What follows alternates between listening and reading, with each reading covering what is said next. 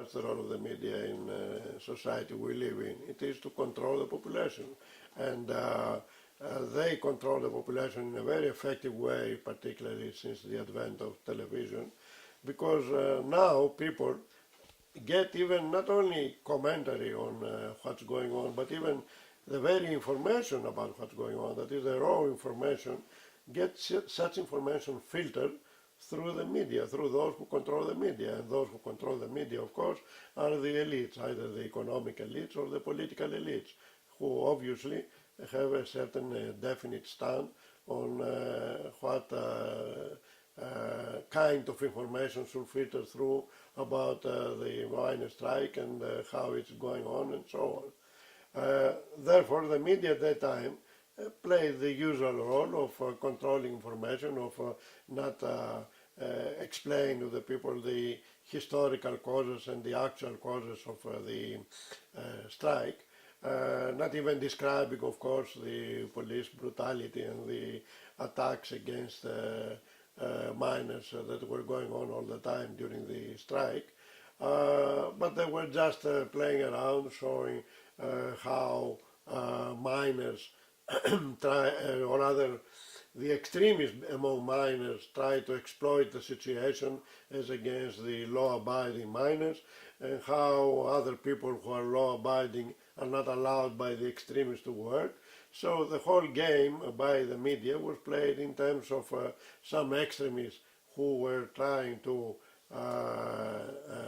take over the situation and move it in whatever direction they liked, even a communist direction or whatever, and the law-abiding majority which was not allowed to do its job.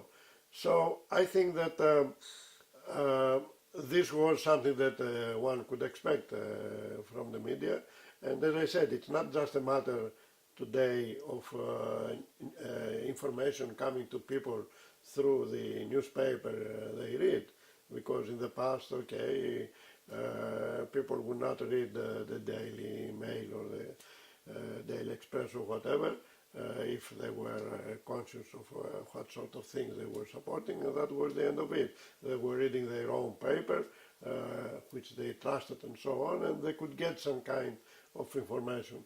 But today, where information is absolutely controlled by television, that most people actually have as their only source of information television, and the way BBC, for example, presents the news in a kind of pseudo-objective fashion, people have believed that actually the way they hear the news in the BBC is some kind of objective presentation of the news.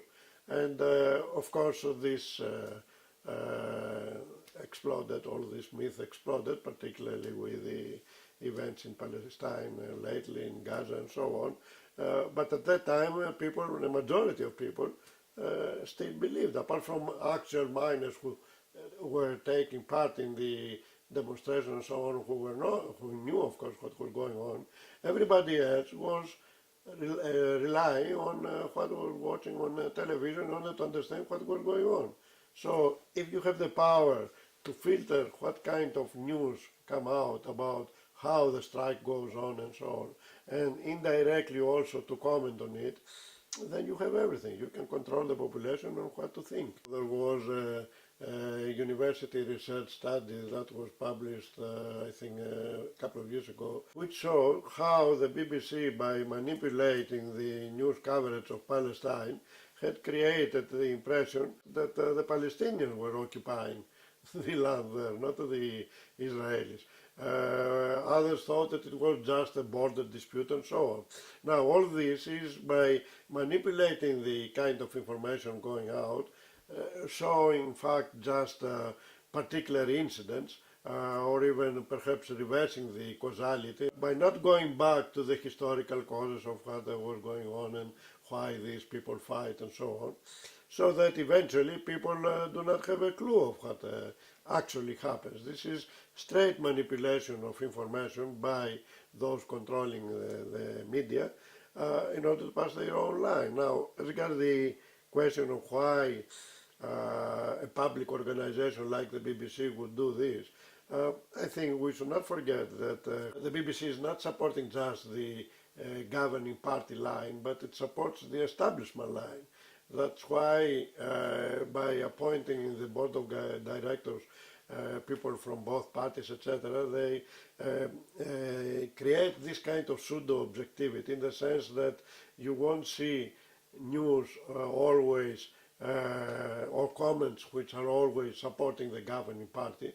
Instead, you may hear a lot of criticism of the governing party and so on. But this does not mean anything because they only deal with questions which are, I would say, within the establishment. That is, battles going on within the establishment about different tactics and so on.